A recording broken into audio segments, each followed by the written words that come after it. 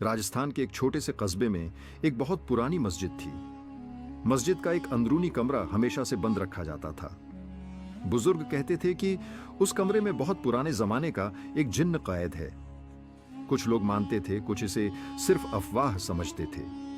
उसी इलाके में आरिफ नाम का 21 साल का लड़का रहता था। वह दीन सीखने और मस्जिद की सेवा करने में दिल से लगा रहता था।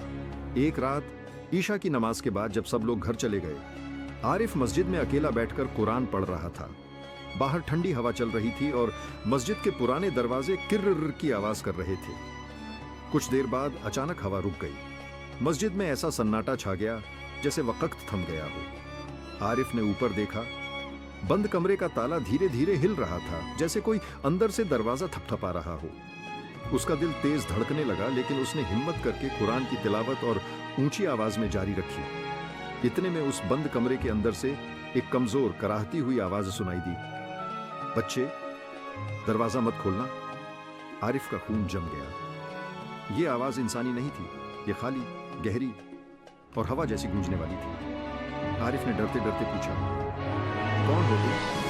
अंदर से जवाब आया, मैं वही हूं जिसे सदियों पहले इस मस्जिद के इमाम ने बंद किया था। मैं जिन्न हूं, पर मैं तुम्हें नुकसान नहीं पहुंचाऊंगा जब तक तुम ये दरवाजा नहीं खोलते। आरिफ ने हिम्मत जुटाकर पूछा, तुम्हें बंद क्यों किया गया था? अंदर की आवाज ने कहानी बताई। कई 100 साल पहले ये जिन्न लोगों को तकलीफ देता था।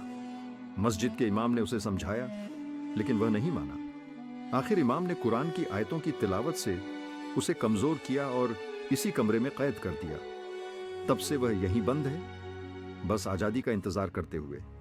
आवाज और नरम हो गई, मेरा वक्त पूरा हो चुका है। जिसने मुझे बांधा था वो अब जिंदा नहीं।